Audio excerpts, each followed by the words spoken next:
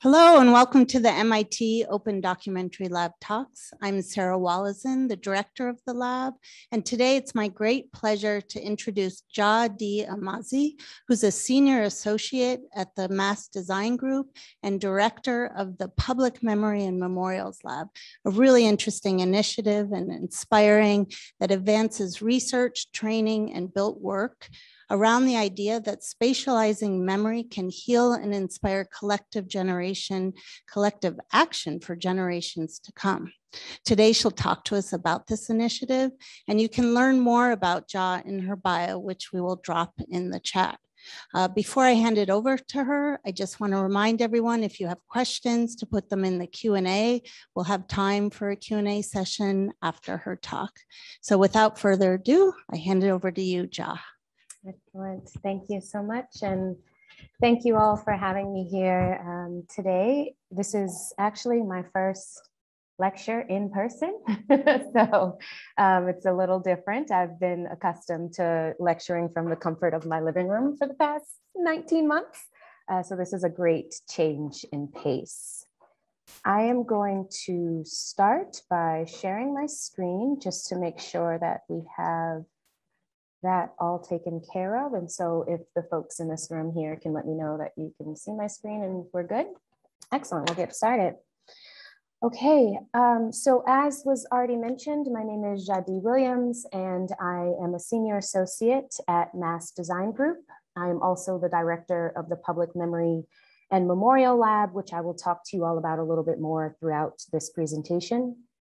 Prior to joining Mass, I worked at Sasaki Associates for 4 years, and I'm a very proud graduate of Northeastern University, as well as Penn in Philadelphia, and native Bostonian, so it feels good to be able to come back home and to do my work here.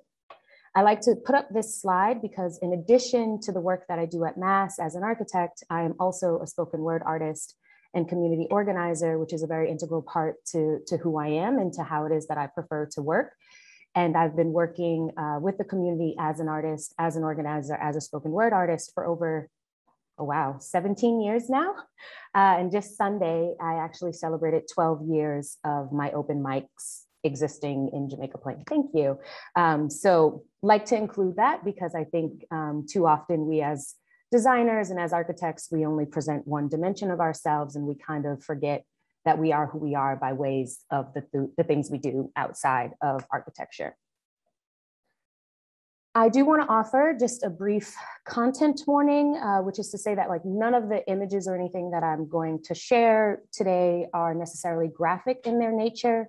However, the topics and the context, particularly as it relates to racial injustice and the loss of life, it can be triggering. It is triggering for me. I work in this space all day, every day.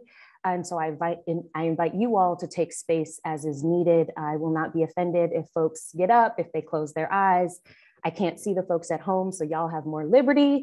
But yes, if anything is overwhelming, by all means, please take care of self. This is recorded. You can always come back to it.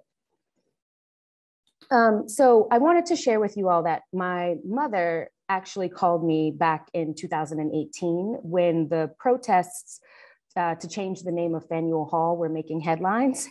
And she was asking me if I had anything to do with them. And she lives in North Carolina now. She's been there for over 17 years, but she still keeps up with Boston news.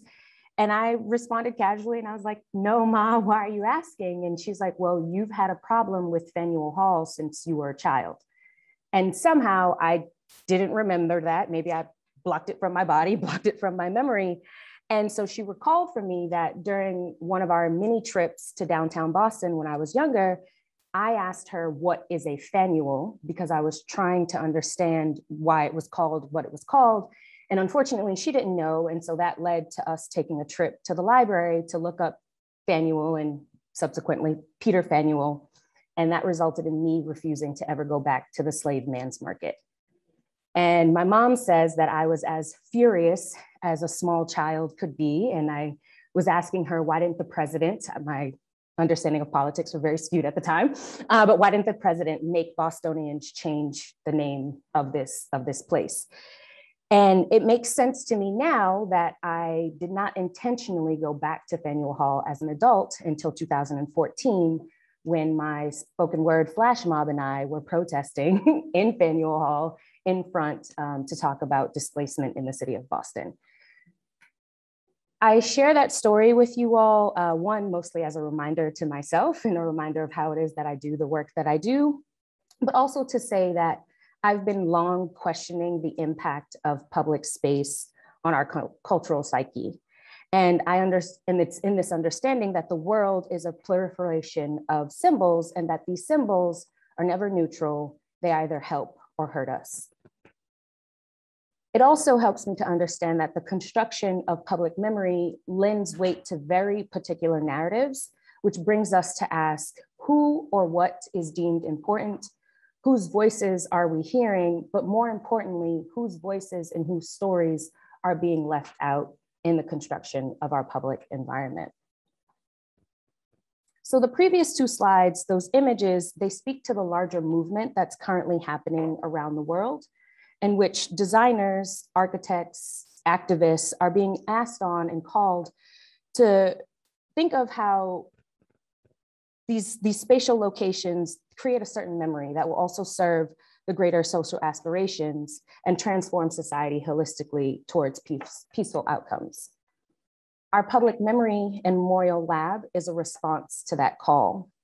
And in this work that we are doing, we are asking ourselves, how can spatializing memory support healing and inspire collective action for generations to come?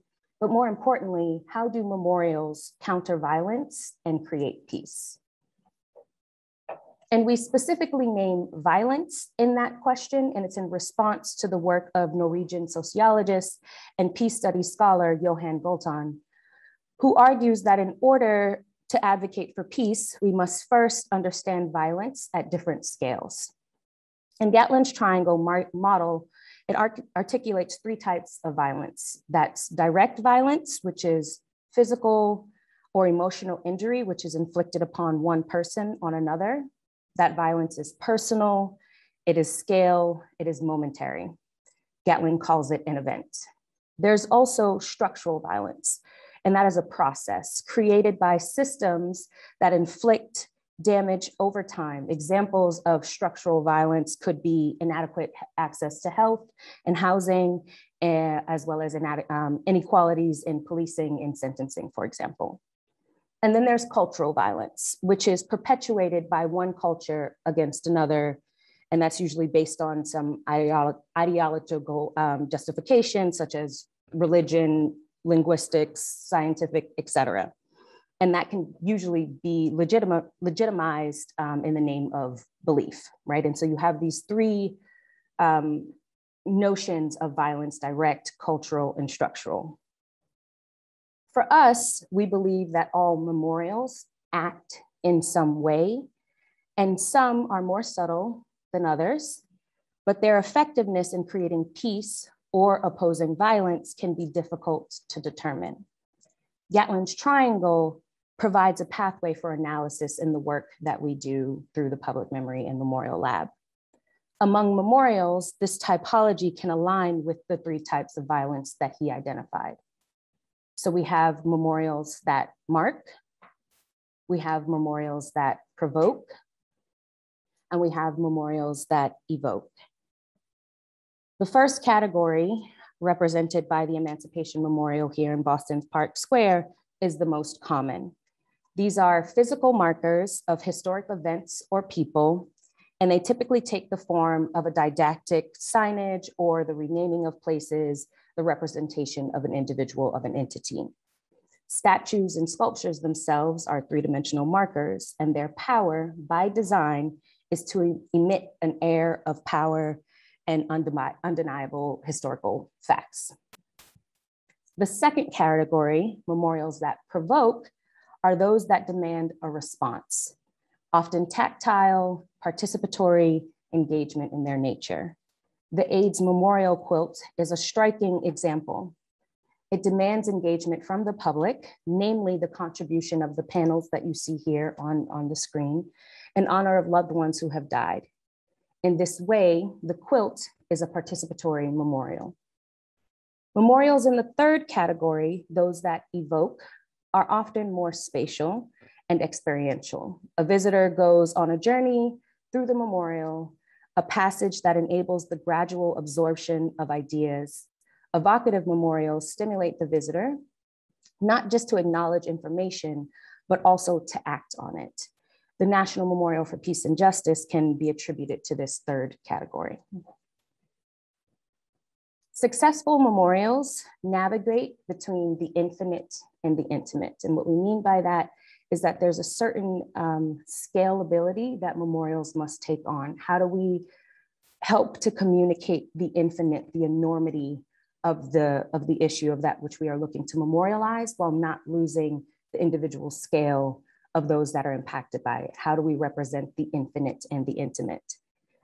They do not all have to mark, provoke, and evoke, but very effective memorials might do all three. Through the individual story, we surrender to the magnitude of the shared loss. If in this process we are given the tools to engage, the rituals to enact, the stories to hear, and the spaces in which we hear them, we may find that memorials are active contributors to cultural transformation and thus a tool for peace. With that, I would now like to shift to several of our projects, beginning with the National Memorial for Peace and Justice in Montgomery, Alabama. And I'm also going to pause for myself to drink a sip of water, because that's going to make this conversation so much better. So we're going to do that. Self-care is important, even in the middle of a lecture. So our work for this project actually began with a cold email. If you have not watched Michael Murphy's TED Talk, I highly suggest you do so. It really gives a very comprehensive introduction to Mass Design Group, as well as to this particular project. But Michael sent Bryan Stevenson an email. And for those that are not familiar with Bryan Stevenson, he is an intrepid and brilliant civil rights leader, a lawyer who fights for those that are incarcerated, condemned, and imprisoned, most oftentimes unfairly and unjustly. Bryan's work has generally been successful, but he faced a challenge when he was trying to understand how we can help people to actually understand the history of American injustice, and understood that unless we link together the ways in which that injustice and racism has evolved, we will not actually be able to conquer it. As Bryan Stevenson says, slavery didn't actually end in America, it evolved and became Jim Crow era resistance. It became the lynching of African Americans, the resistance to the civil rights movement progress, and the current state of mass incarceration. And so understanding these connections, Bryan Stevenson was determined to mark every site of lynching in America and document the undocumented. He wanted to capture these unmarked locations of African-American deaths, over 4,400 of them, that had been killed, mutilated in public killings throughout the United States between the years of 1880 and 1945. And what's striking about this particular project and about this initiative is that other countries, such as South America, Germany, and Rwanda, have built memorials to their atrocities in order to begin this process of healing in their nation from injustice, to overcome and attempt to repair these injuries. But America, up until this particular memorial, had never done anything like that. Instead, we tend to shy away from apologizing and wrestling with our own complicity in these power structures that still remain and that made such atrocities possible. So Bryan wanted to dismantle them and needed a memorial to do so. And after much conversation and deliberation, chose Montgomery, Alabama as the place to do so for very many obvious reasons, including the fact that there are over 24 markers commemorating the supremacy of the Confederate South, which we all know lost the Civil War, but none that acknowledge the contributions and existence of Black Americans throughout Montgomery.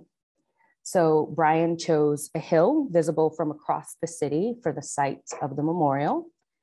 And on April 25th in 2018, we opened the National Memorial for Peace and Justice, otherwise known as the National Lynching Memorial.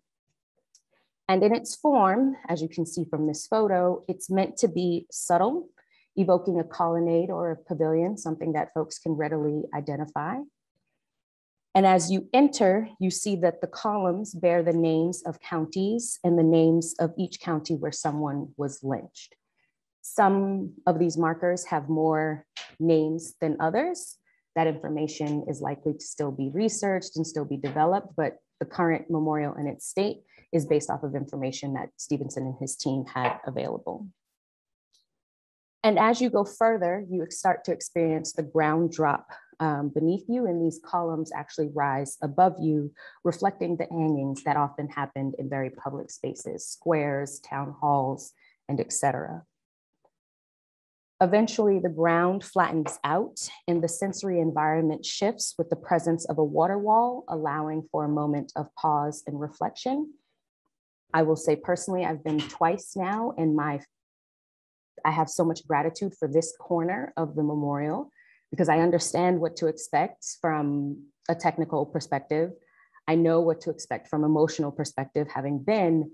However, it is still very overwhelming. And so having this moment, having this shift in the sound and in the temperature to sit and reflect on the information that you have just absorbed is really profound in and of itself. Before exiting, you're invited into the center and you are standing on one of the highest points in Montgomery, looking out to the city through the lens of the memorial. It is meant to be a moment for hope, a moment for pause, and again, a moment for reflection. Outside, however, a second chapter of the memorial appears. So towards the bottom of the slide, you can actually see duplicate markers that are out in the landscape. These markers are meant to be reclaimed by the counties that have their names on it. So counties, various entities, organizations are invited to embrace the truth of their history and claim their marker so that over time, the memorial grounds will become a visual representation of national healing. By being able to see whose markers still remain and whose has been claimed, we will be able to understand where in the country these conversations are happening. In that way, it is also a participatory memorial, just at a slightly different scale. Prior to initiating this iterative design process, we wanted to engage as many people as we possibly could. I wish that I had so much more time to explain to you all the immersion and engagement process at Mass, and maybe in the Q&A I can hit on some of that, but it certainly is an integral part of the way that we work.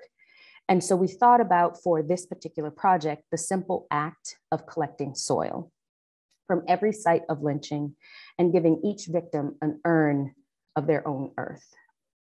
And so EJI's team was able to gather students, community leaders, residents, descendants of victims who had been lynched, and invited them to participate in collecting soil from the grounds where it's believed that these lynchings took place all throughout the state of Alabama.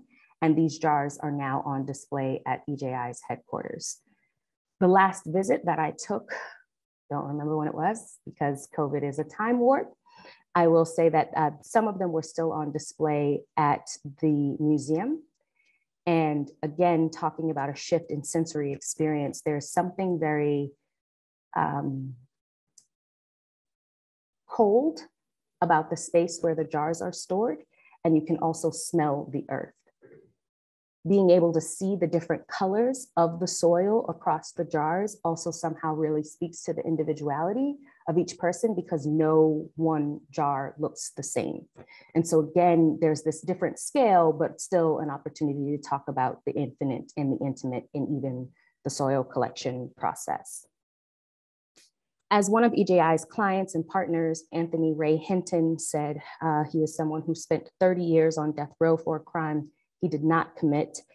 As he said in the act of collecting Will McBride's soil, he said, if Will McBride left one drop of sweat, one drop of blood, one hair follicle, I pray that I dug it up and now that his whole body would be at peace. And really what that speaks to is the cathartic process that a lot of these engagement opportunities have. How do you attach yourself to these stories? How do you engage more intimately with the atrocity? And how are you then inspired to act yourself while still remaining hopeful? And so we, reflecting on Anthony's comment there just echoes a lot of those sentiments for us. It was actually at the opening for the National Memorial for Peace and Justice that the idea for the Gun Violence Memorial Project was brought to us. And it was brought to us by way of these two outstanding women, Pam Bosley and Annette Nance Holt. They are the co-founders of an organization called Purpose Over Pain, based in Chicago. And both of them have had their sons taken due to gun violence. One in 2005, one in 2006. And so they reflected on their experience at the National Memorial for Peace and Justice. We were at one of the many events over the course of the weekend, and they reflected on their experiences, and they basically challenged us to say, what would it look like to create a memorial to victims of gun violence? What would it look like to create a memorial that honors and acknowledges a concurrent atrocity, a concurrent epidemic that our country is currently facing? And so we came back from the opening transformed by that idea, asking ourselves, could we actually move the needle? Could we somehow begin to change the narrative around gun violence in this country?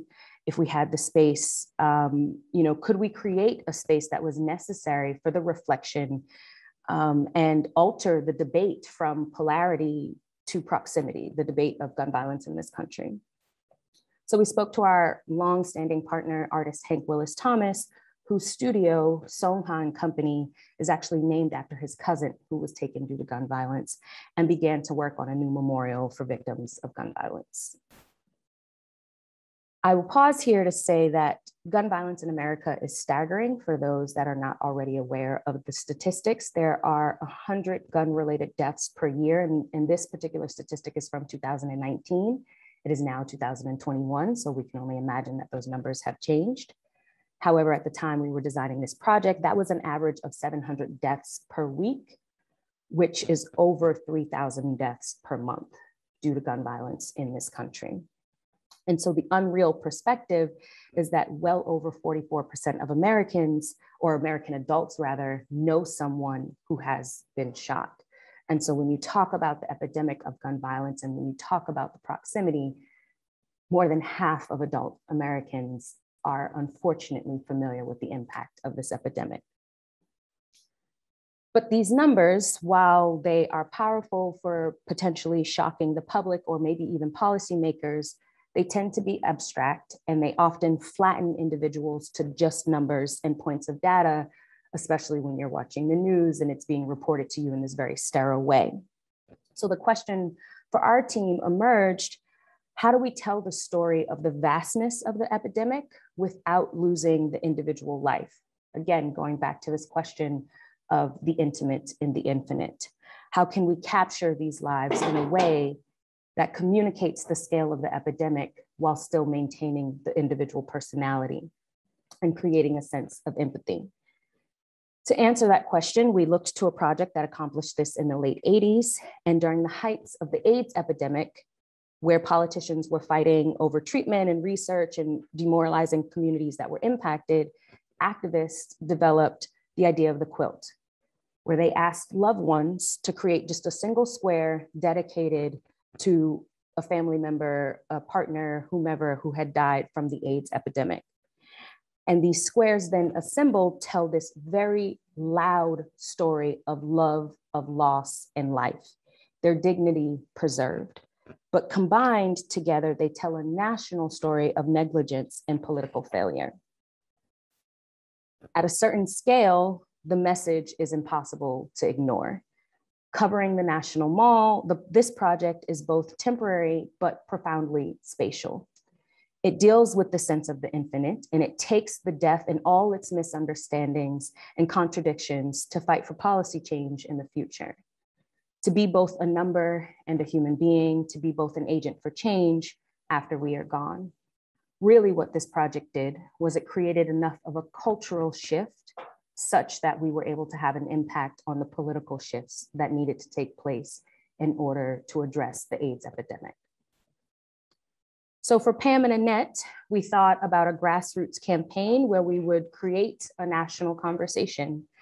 And in doing so, we asked family members, any family member of a gun violence victim, to reach out to us in order to contribute an object on behalf of their loved one.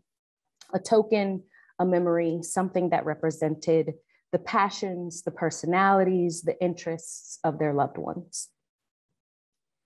And leading up to the opening of this particular memorial, which we were able to first pilot at the Chicago Architecture Biennial in 2019, we had a series of what we called collection events in multiple cities across the country.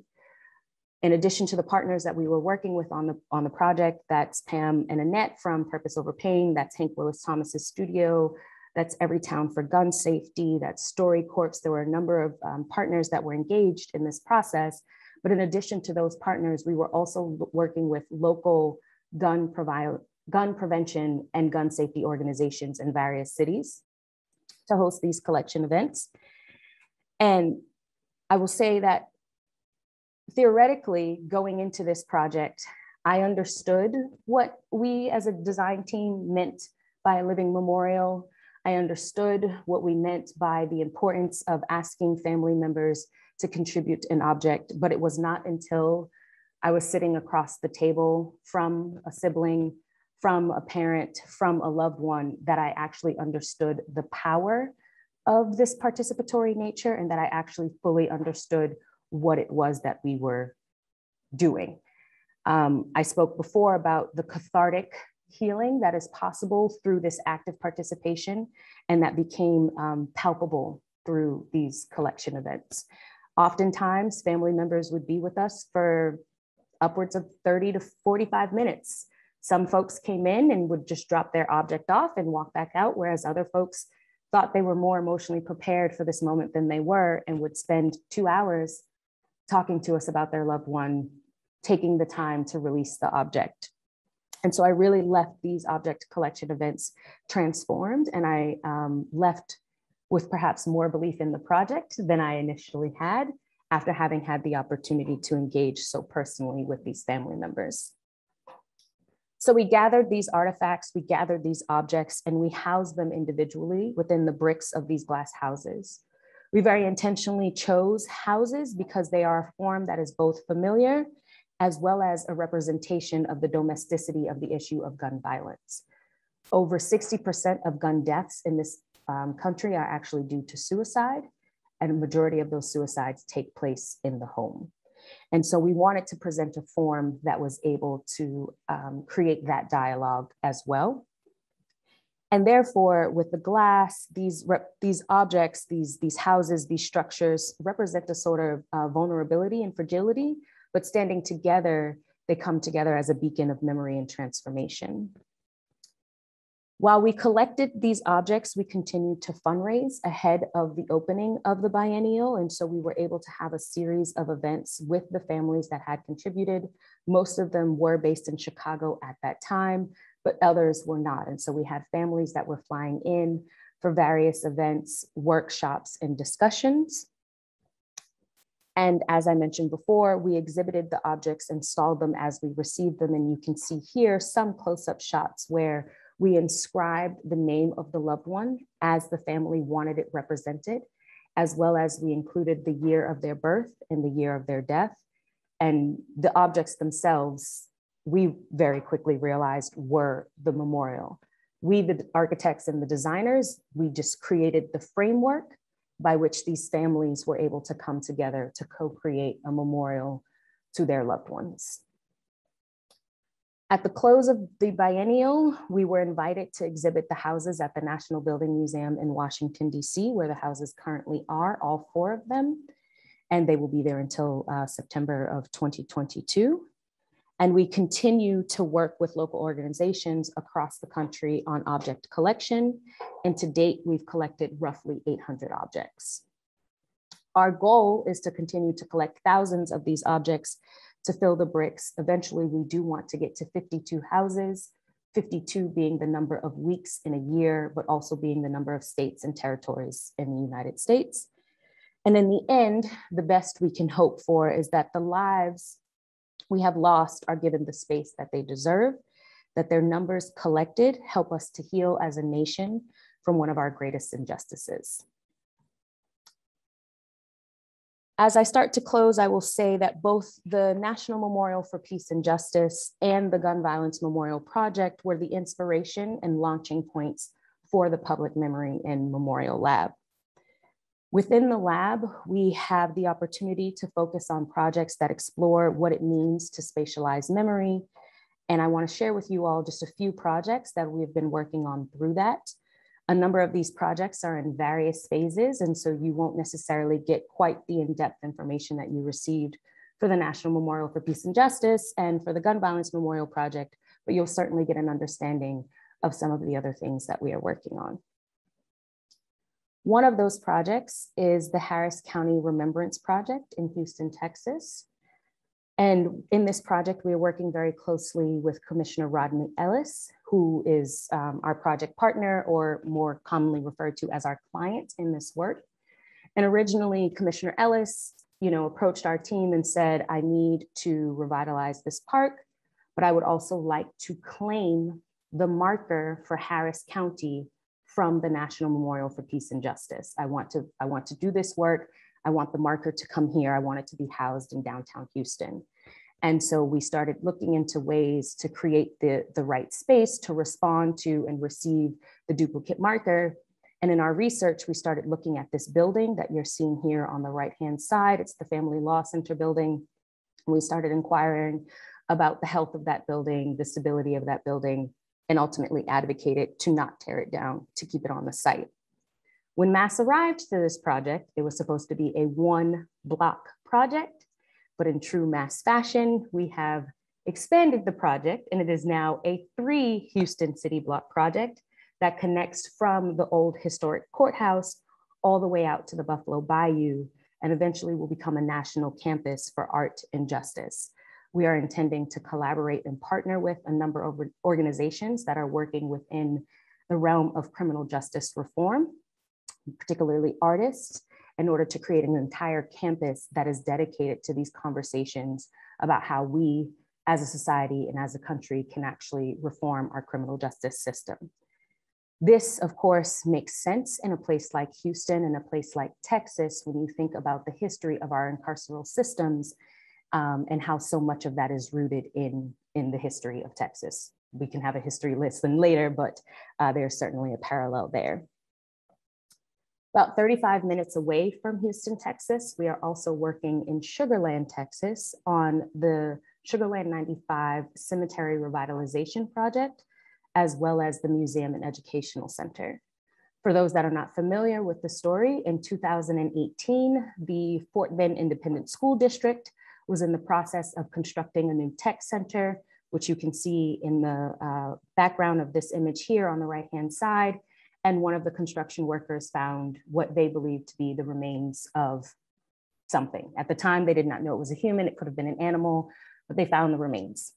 They kept digging, they found another, and at that point, they paused. They pulled in the right folks, archivists,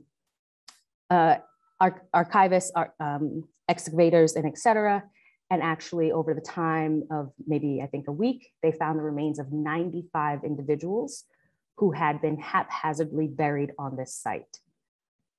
The gentleman pictured on the left-hand side is Reginald Moore, who had been doing research for over a decade, understanding that there are currently cemeteries throughout Sugar Land, Texas, that are the result of prison camps, convict leasing, victims, and et cetera. And so his understanding was that if these exist, there have to be more. There are bound to be more. We need to be doing research. So when Fort Bend ISD discovered these remains, the first person they called was Reginald Moore, and then brought him on board because he had years of research, years of information to kind of point to who these folks might be. Unfortunately, Reginald Moore passed last summer, and so he is no longer with us, but there's an organization called SOJACE, Local Community Organization, as well as his organization, CLLP, that is continuing his work. So we are working with the school district to revitalize the cemetery because the image that you're seeing on the right-hand side is currently how it stands. I don't know if you all can, I don't know if you all can see the granite markers, but there's several of them. I don't know how to zoom in on my screen, but currently there are granite markers that are smaller than a quarter-size piece of paper that are marking the graves. And of course, that is not appropriate. That is not how you honor these folks and their lives, nor is it how you effectively communicate and educate the broader community on convict leasing and on this particular site. So we will be working with them to create a memorial cemetery. We are also working with the local community organizations to create a museum and educational center that is dedicated to the work and the research of Reginald Moore and is able to make the larger connections between slavery, convict leasing, and our current incarceral system. So those are projects that maybe in a year or so, I can come back to you all and talk a little bit more about. A few more I'd like to share with you all before we wrap up and go into question and answer is the Embrace and the 1965 Freedom Rally Memorial here on the Boston Common. This is a project that was a design competition. We were one of several hundred entries and partnered with the artist Hank Willis Thomas to ultimately be selected by King Boston, which is the organization that put together this particular competition and is the organization that is dedicated to honoring the legacy of both Martin Luther King Jr. and Coretta Scott King here in Boston. Some people know, not everybody knows, that the Kings met here in Boston on a blind date. And so being able to capture that history and to reflect on the role of the city of Boston in the civil rights movement is an opportunity that we have in this particular project. Hank was very inspired by a photo of the Kings in which it looks like Coretta is holding Martin up in an embrace. And so he wanted to capture that moment, that love, that connection in a very abstract way. And so that is what you're seeing in the sculpture. And that sculpture then lands in the 1965 Freedom Rally Plaza, which honors the individuals and civil rights activists within this city and beyond that were present with MLK the day he came to Boston and marched from the historic church in Roxbury to the Boston Common to offer his speech at the Parkman Bandstand. On a personal note, I must say, as a native Bostonian, it has been an honor and a privilege and perhaps a career highlight to work on this project. Growing up, I already told you all how I felt about other parts of Boston, but you can imagine that I did not often see myself reflected in the public spaces and in the monuments of this city. And so to be here in a position to honor and acknowledge the contributions of Black Americans in my own city, but more particularly that of a Black woman, is truly remarkable. And so it opens for me the possibilities of continuing to do this work and the encouragement. Speaking of the contributions of women, I wanted to share with you all the Louise B. Miller Pathways and Garden project that we're working on at Gallaudet University in Washington, DC. And this is a project that we're working with landscape architects 10 by 10 on, as well as collaborating with two artists, Brandley Cadet and Dana King. And in this project, we are honoring the work of Louise B. Miller, who actually sued Gallaudet University in 1952 for their segregationist practice, so that her son, Kenneth Miller, would be able to attend the school. But in doing so, they were the class of the first 23 Black students, to attend. In our research and our community engagement, we have also revealed that the purpose of this project is to create a Black deaf-centric space. And in doing so, really honor the cultural contributions and existence of Black deaf individuals. As you all can imagine, there are discriminatory practices and exclusions that come with being a Black American. There are exclusions and discriminatory practices that come with being a deaf American. When you combine those two and you talk about the intersectionality of being both Black and deaf, we can understand the limitations and access to education. And so this is an opportunity to both acknowledge the contributions, again, of a Black woman to our historical context, but more importantly, to talk about the Black deaf experience in a very tangible, important way. So this will actually be the first memorial that acknowledges the Black deaf experience. And we are hoping that it certainly will not be the last. Last project I want to share with you all before we start to wrap it up is that we are currently working with several organizations, including the National Trust for Historic Preservation, as well as the Emmett Till Interpretive Center, on a series of projects that honor and acknowledge the lives of Emmett Till and Mamie Till Mobley. Emmett Till was the 14-year-old boy who was brutally murdered and essentially lynched by way of a definition in Mississippi in the 1950s. And his mother, Mamie Till Mobley, became an activist by way of insisting that her son have an open casket funeral. There are a number of civil rights activists who say that Emmett Till's murder was the catalyst for them to be engaged in what we now know to be the civil rights movement in the ways in which they were. So we are working with our local partners, both in the Delta, the Mississippi Delta, Tallahatchie County, as well as in Chicago, Illinois, across a series of sites to develop memorials to honor their lives and their contributions. The two main focuses are Graball Landing, which is the river site where it's believed that Emmett Till's body was retrieved from the river. And we are working with local team there, Belinda Stewart Architects, to conceive of a space that appropriately captures this, what it means for the river to have revealed Emmett Till's body. Without Emmett Till's body, we wouldn't have the funeral. Without the funeral, we might not have quite the movement that we had in this country. And so how do we take this liquid ground, as we're referring to it, and transform it into a space where folks are able to come, to be, to experience, to reflect, and then be called to action.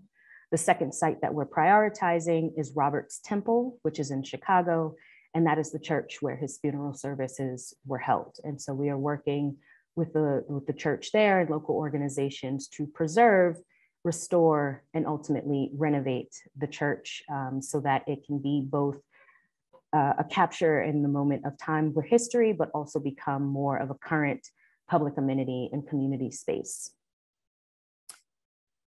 I want to close by offering a quote from Michael Murphy, who is the co-director of the lab and one of the founding principals of MASS. And he has recently written that it is not enough to mark, it is not enough to be present, it is not enough to create a journey through undefined space. It is only in evoking empathy through both the intimate and the infinite that we can transcend a culture of violence. So this is the task that has been set for designers, artists, architects, activists, to create empathy, to affect change, and to build peace in our world so that one day our children don't have to be furious about the harm that is embedded in our public spaces. And so with that, I thank you all for your time, and I welcome any questions and clarifications you might have. Thank you.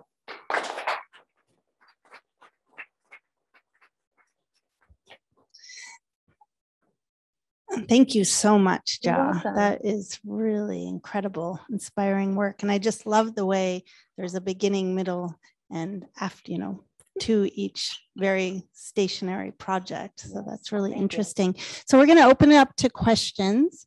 Is there anyone here in the physical space who has a question or comment? All right. Oh, well. So yeah, just to reiterate what Sarah said, thanks so much. I mean, it's fantastic work, important work.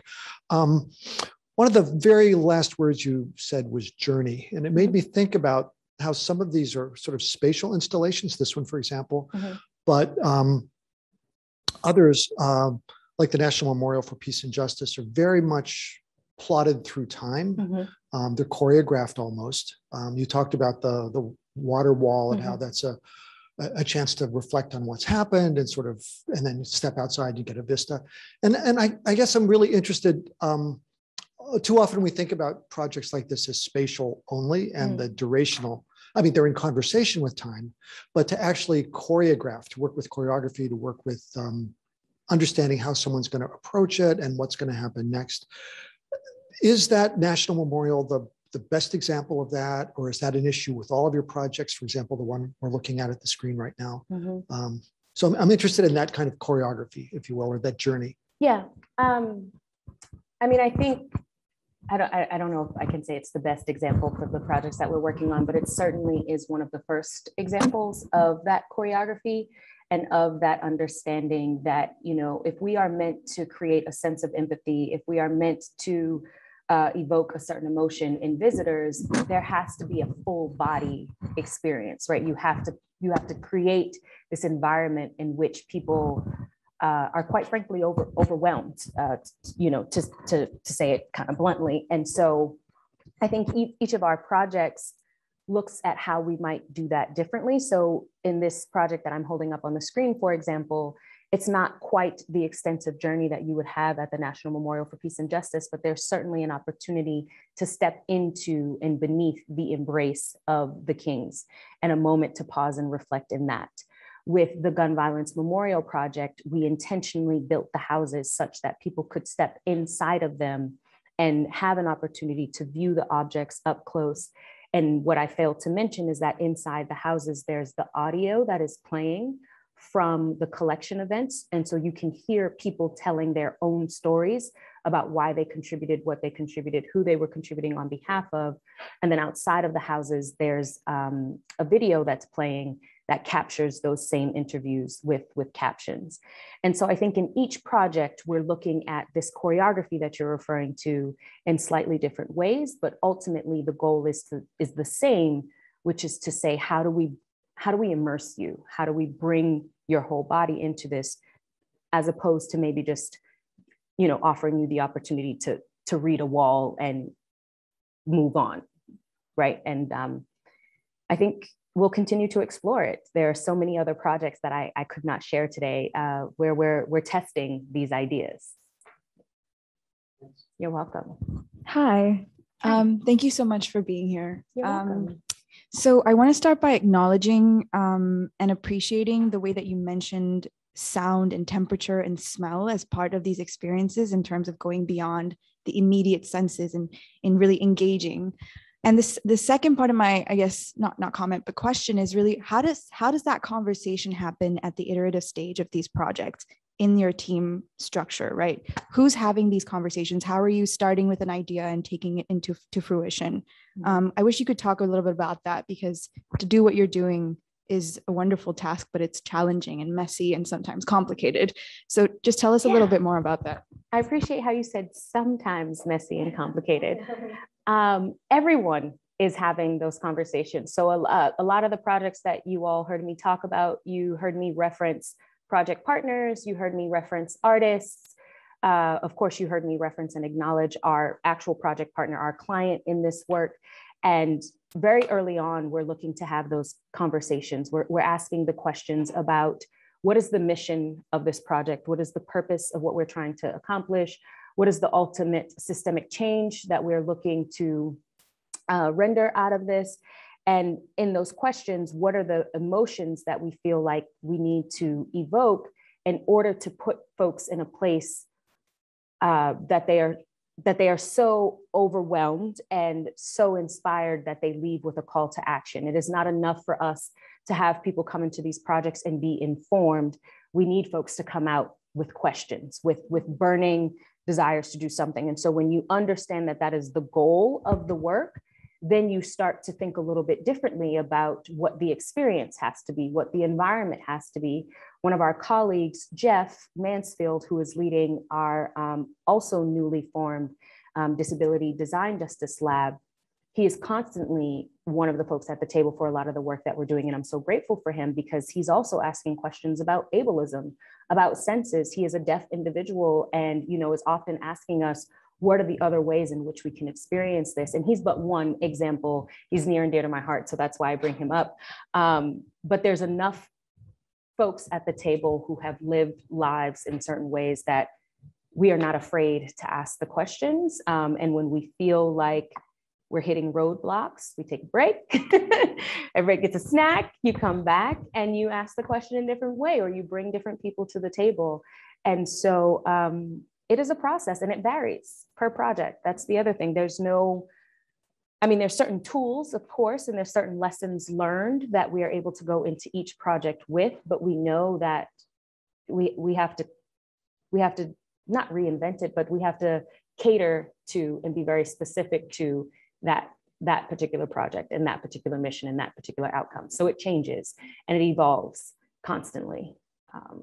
So yeah, it's a work in progress. So there's a question in the Q&A, which you've already started to answer, from James Parody saying, fantastic talk and work. Can you say a little more about how the Mass Design Group works? And also, I know in particular, even who you have on staff is different than most design groups, right? Yeah, so I don't know how we work, right? Because it feels so different on every project. We work very collaboratively. I will say that. As I had already started to mention, when we're starting a project, it is about how many folks can we get at the table? How soon can we get out as many ideas? How soon can we start iterating? How soon can we investigate?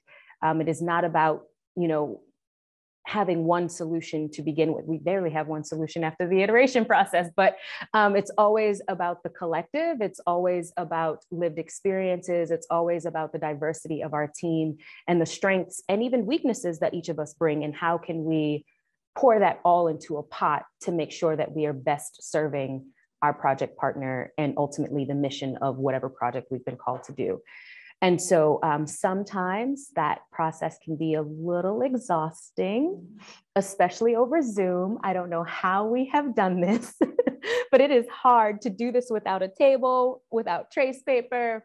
It is certainly challenging in trying to figure out when it's your turn to talk. It's a lot, but it certainly does result in one of the best possible outcomes for the project. And so I came to Mass, I will say, because I knew that it would be a space that would acknowledge and embrace my experiences, my lived experiences as an artist, as a community organizer, as a Black queer woman, as a native Bostonian, and in other firms I had worked at. That was not a priority. That was not important. That did not matter for the work. What mattered was where I was educated, right? And that is not the tone or the environment in which we work at Mass. And I think that's how we're able to work so collaboratively in the way that we do. And then of course we have external partners and artists and activists and folks who are entrenched in the spaces that this project will ultimately serve.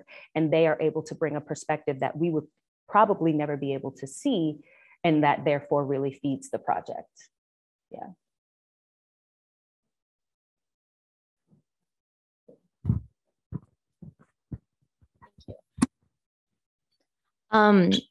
You started to kind of answer my question a little bit at the end of that question you answered previously, but I was wondering if you could speak more to how intentional of a practice it is for your organization and like the value that it brings by incorporating local organizations and design teams that are like occupying the space that you're designing these memorials for.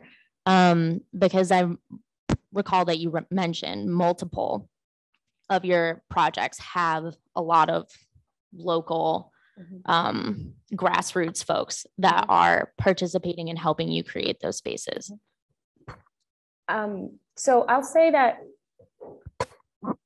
for me, and I'm sure everybody else on the team would agree with me, that our work is in service to others, right? Like we are architects for the purpose of serving a broader society and helping other organizations to realize their missions through the lens of the built environment.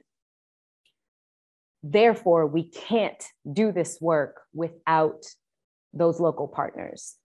These are folks who know the landscape, who know the people, who know the history, who know the emotion, who know the context in very intimate, personal ways that you can't train for, right? Like you can't teach that, you can't impart that.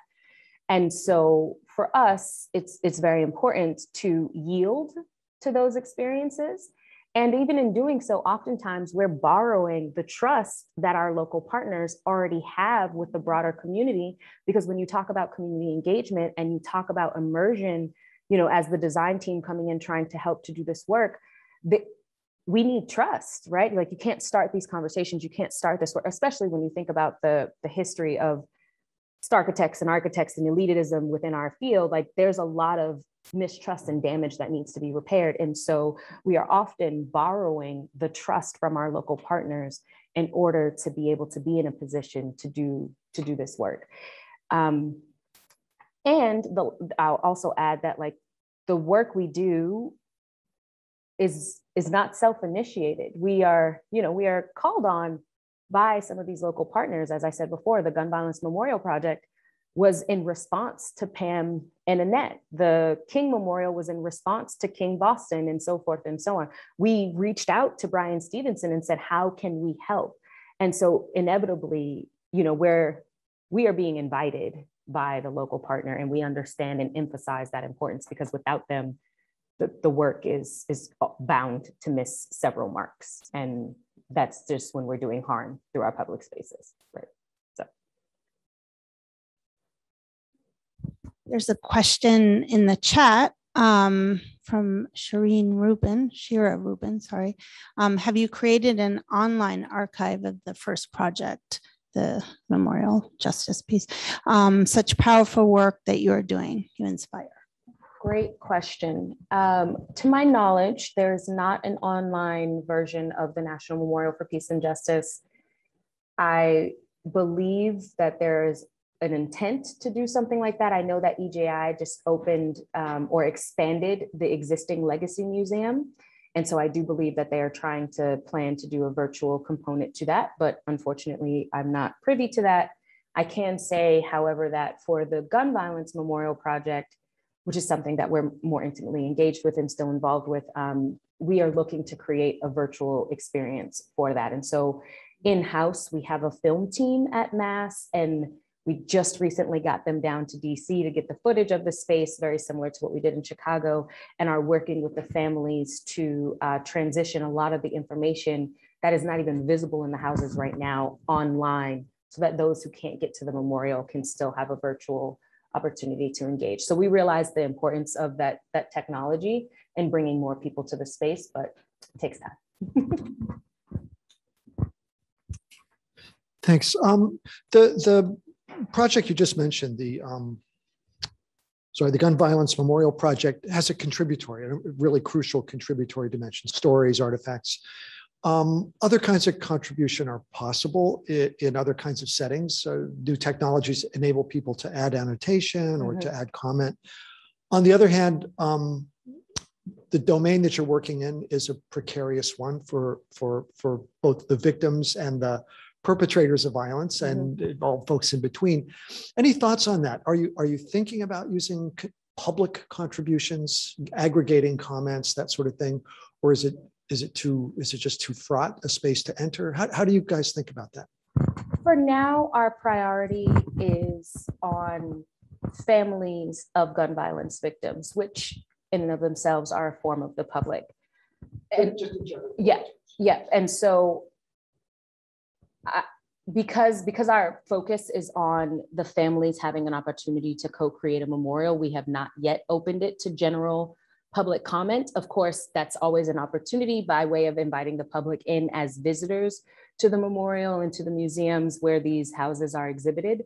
But the purpose of the project is to elevate the voices and the stories of these families who are often silenced by, I won't say the public, but by the media and by the statistics and by the kind of biases that folks have around gun violence. And so it's very important for us that we're kind of counteracting that by lifting up the voices of the families themselves. In Chicago, however, there were conversations about whether or not we would have something like a message board for folks to be able to reflect on their experiences and what it is that they learned. That didn't necessarily work out. And so it's something that we're trying to do in DC, whether that's a tactile physical version of that, or if it's a virtual, once we're able to get the virtual experience up and running. But even still then, I think that we'll continue to prioritize the family's experiences over a general public response. Yeah. Yeah, and with that project, I mean, it sounds like a very well conceived, it's a tight project and Mhm. it doesn't necessarily need that. But I guess the question is more broadly for other kinds of projects. Are there scenarios? Can you imagine, this reminder of the King's relationship and Mhm. presence and importance in Boston and Boston's own history? There are plenty of stories here of why that monument has special power. Mhm. So I guess my question is a very broad one in terms of future projects, or does this come up in your discussions, or is this a no-go zone for all kinds of projects, not necessarily ones that you've done? Yeah, I think it has come up in several conversations about the projects. And I think ultimately, our understanding is that the public is going to have their input one way or the other. There's going to be a conversation, there's going to be a dialogue. Social media, for example, is an entire world in and of itself, but also being able to create events around some of these memorials. So like once the embrace is open, what are the opportunities to have events around this particular memorial?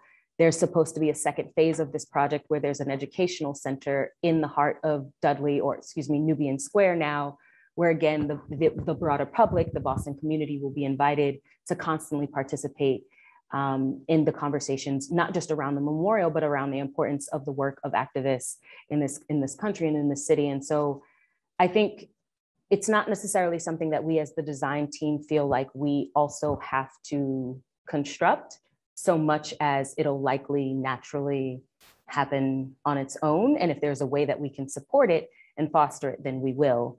But I don't think that, it's necessarily an integral part to the design project process. No.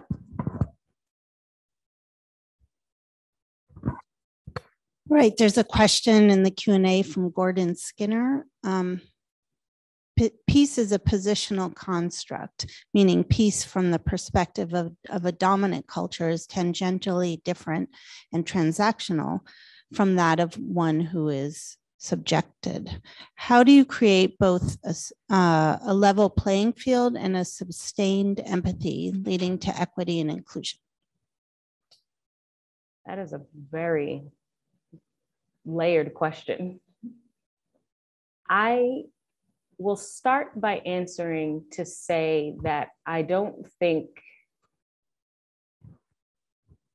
that we believe that we ourselves are capable of creating a level playing field, so much as we are intentionally sparking the conversations and the dialogues by way of these projects, by way of these memorials, to contribute to the creation of said level playing field and of said sustained empathy, right? Like we are part of the hopeful solution, but not the solution in and of itself. And so, kind of just going back to the AIDS quote, for example, which of course is not a project that we did ourselves, but that we were inspired by.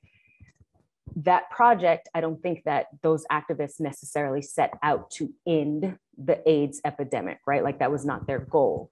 Their goal was to create a conversation around empathy. Their goal was to create a moment in time where our national cultural society was acknowledging the loss of life and was seeing these individuals such that we were able to create a cultural shift that could then impact the political shift. And so I think a lot of the work that we're doing through these memorial projects is aiming to do the same. How do we create enough conversation? How do we agitate the systems enough such that folks are called to action and inspired to then be part of the leveling of the playing field, right? And so I wish I could answer that question and say how one project or 10 projects could do that, but I don't think that that's the goal of what we're doing. Other questions, comments? It's really interesting how you create these healing processes during your projects. Do you work, and you're addressing collective healing and collective trauma. Do you work with people who have expertise in this area when you're dealing with such triggering work? I love every time this question comes up, because one day I'm going to be able to say yes. Right now, no. It is something that has come up a number of times during discussions. When we were working on the Gun Violence Memorial Project, our project partner, Everytown for Gun Safety, provided counselors for all of the collection events. And originally the counselors were there in case the families needed extra support. And I think by the second or third collection, we realized that we also needed extra support, because you're sitting there taking in so many stories. And for some of the folks on our team, this was their first, I don't want to say encounter, but like their first intimate experience with gun violence. They were hearing some of these stories for the first time. For other people like myself, unknowingly, I was being triggered by the stories because I have experienced personal gun violence. I personally have not, been shot or shot at, but my mother was a Boston police officer for 18 years. And so I've already had an understanding of gun violence. I have cousins who have been shot and killed. I have a cousin who is currently incarcerated for finding a gun and playing with it and accidentally shooting his friend.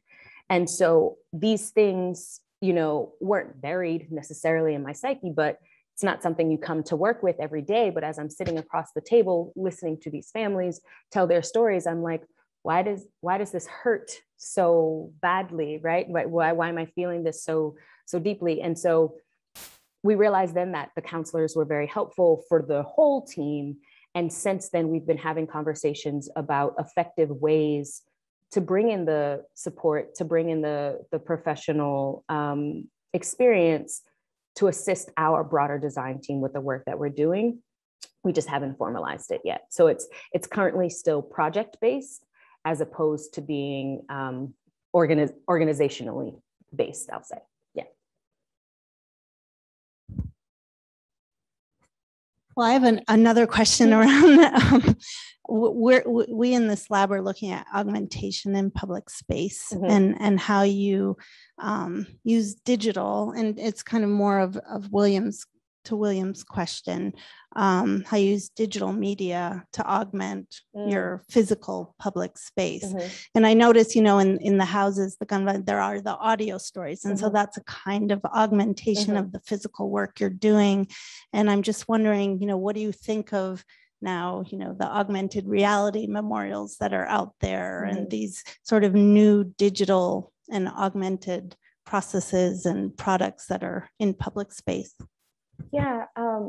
So as I mentioned before, we have a film team, and I'm so excited that eventually we'll be back in the office, because I feel like the entire team is always going to be at my desk, because they're constantly asking, what are the ways in which we can integrate media, film, augmented reality, digital components, et cetera, to the memorial work? How do we add in this extra layer? So I'm very encouraged by it. I'm very excited by it, because I feel like it will give more people an opportunity and an entry into the work. I hope, though, that we will continue to be able to develop parallel spaces, because there's something about physically being in an environment with someone and witnessing their joy, witnessing their fear, witnessing their sadness, whatever that might be, that I don't know that we have quite yet figured out how to fully capture in an augmented virtual digital space. And so I want both, because I feel like together we could really revolutionize the ways in which we're able to step into other people's stories, and the ways in which we're able to learn from our past, so that we might be able to design our future. And I feel like we certainly need both. I have no idea what it looks like yet, but I am excited about it for sure. Yeah. Hi, thank you. Sarah, I was thinking the same thing. And what, part of me, having worked in the AR world, is a little bit like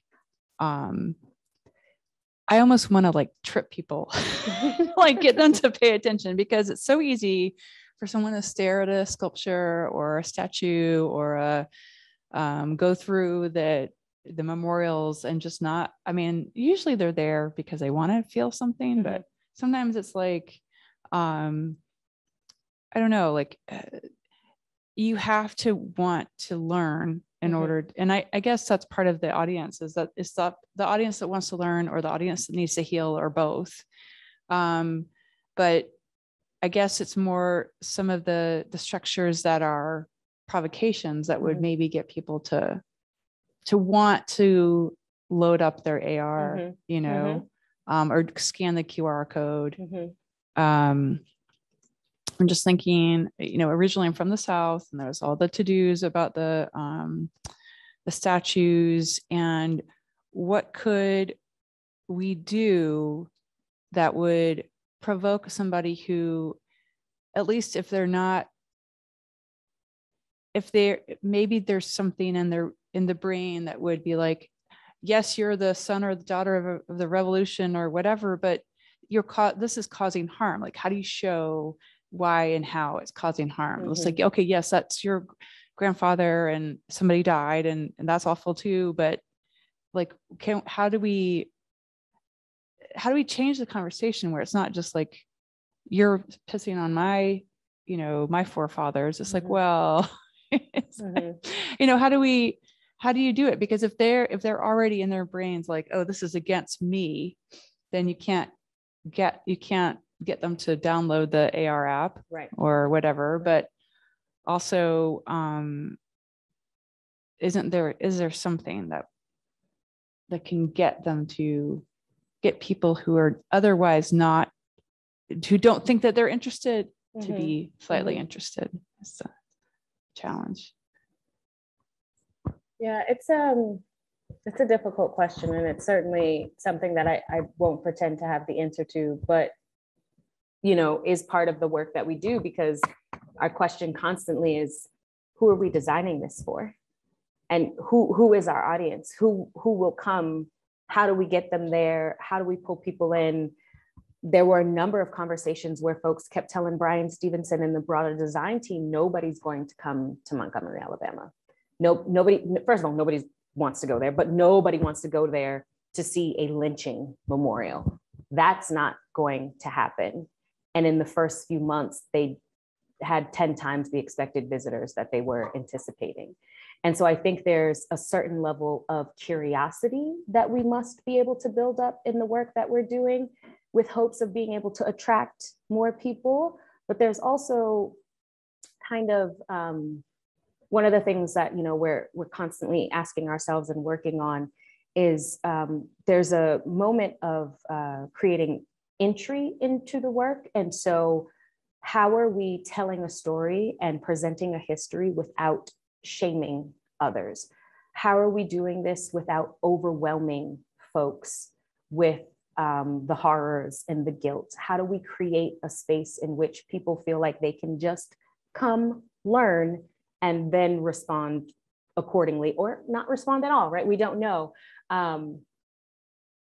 But they're open-ended questions. And I think every project is an evolution of those conversations and an opportunity to refine that work. But I think it does begin with acknowledging that, like, there are some projects that are pure shock value, and that doesn't necessarily allow for conversation, right? And so what are the ways in which we can communicate, educate, but still leave the door open for those that don't necessarily think they have an entry point in?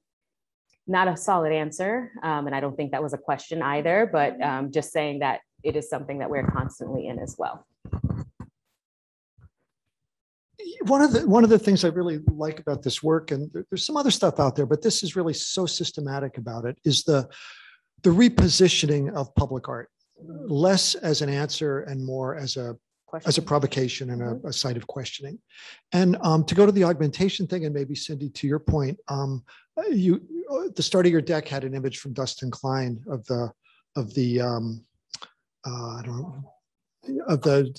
General Lee statue with a projection.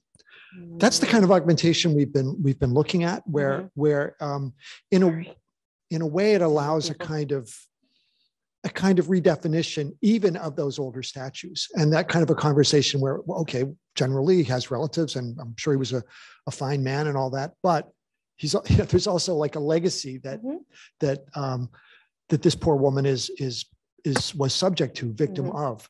And this really brings it together to my eyes anyway, brings it together nicely. So I guess the question here is, your work in general represents a reimagination of the function of public art.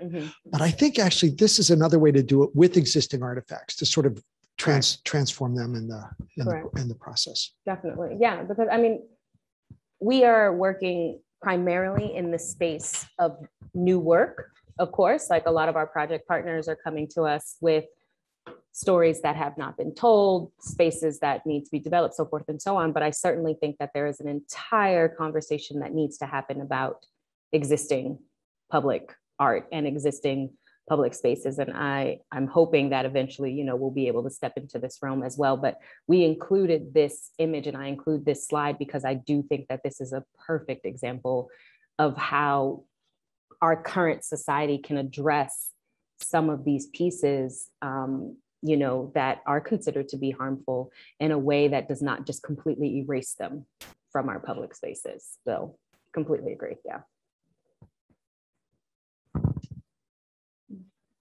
You had said earlier in your lecture, if you had time, that you would talk more about the community, the way you work with community. I mean, you've given us so many examples, but if there's anything more you did want to say, we have about 10 minutes. And I guess we do actually also have a question right before that. Yeah.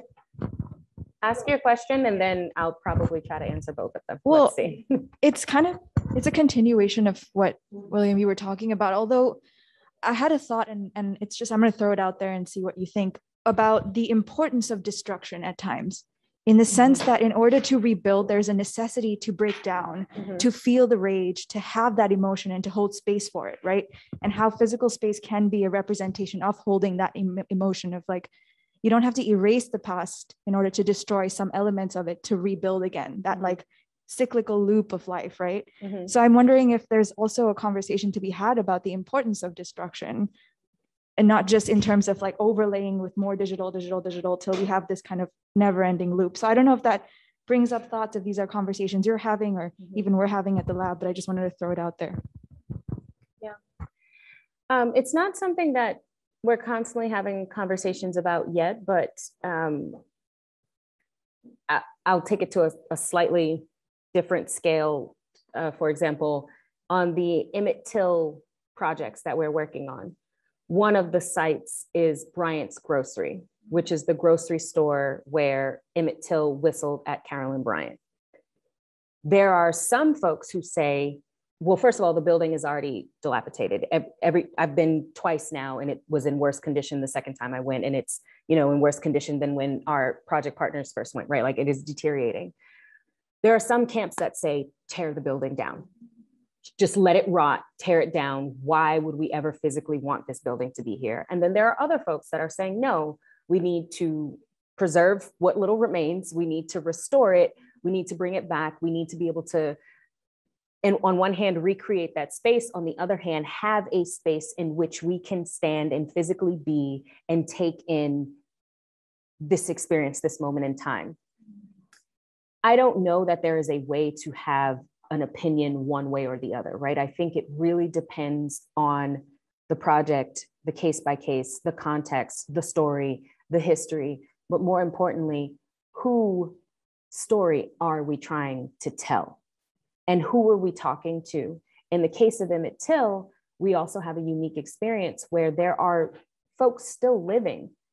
Like Reverend Wheeler Parker is Emmett Till's cousin. He is the person that he traveled from Chicago with to Mississippi. He is living, and he stood in front of the grocery store and told us the whole story. And he has an opinion about the grocery store. You kind of feel like that's the opinion you want to follow, right? You know, and so I think there's a space for the conversation around destruction, because there's certainly something that is healing about destruction, about taking down, about removing from the spaces altogether. And then in some cases, it's not appropriate and it's not productive and it doesn't help us and it is erasure. And so I don't know yet that there's like a black and white, a one-way rubric to assess it. I think it just always needs to be on the table for conversation. And those conversations typically happen for us in our engagement processes. And so I mean, I could have gone through examples of our engagement because it varies per project, but going back to kind of the local partners and building on trust, all of these projects have a foundation of engagement, and that engagement looks different. It depends on what the project is, who's already at the table, who still needs to be brought to the table, what the capacities of folks are, what the context and the location of the project is. However, it is always important for us that we map out an engagement approach, one that is iterative, one that is flexible, but then also one that continues with the design process. Oftentimes, we have to explain to our project partners that engagement is a parallel track to the design process. We don't engage, stop, and then start, the typical phases of design. No, we are engaging consistently through this because things are going to come up, right? Priorities are going to shift. The mission of the project might need to be realigned. We have a tool that we call the IDM, the Impact Design Methodology, where in the very beginning of the project, we map out the mission of the project. We map out what we, at that stage, perceive to be our methods. We then map out what our impact is going to be. What are the metrics? How are we going to measure success? How are we going to know whether or not we achieve that mission? And then the systemic change, like what are we hoping to do? What is it like the global national impact that we're hoping to have beyond this project? And that changes 4 or 5 times in a project, because as we learn more, as we see more, as we develop more, as more people come to the table, as more people get vulnerable, as more stories are expanded on, that has to adapt. And so our engagement processes vary per location, per typology, per topic, but it is always an opportunity for these conversations around destruction, preservation, conservation. Like, it is ongoing and exhausting. All right. I think we're about out of time. Okay. So I want to thank you so much. You're it's very such welcome. fascinating and Thank you. inspiring work. And thank you for all of you for being here, and to our online audience. We'll be back next week with Grace Lee, filmmaker. And until then, enjoy the day. Thank you. Thank you all.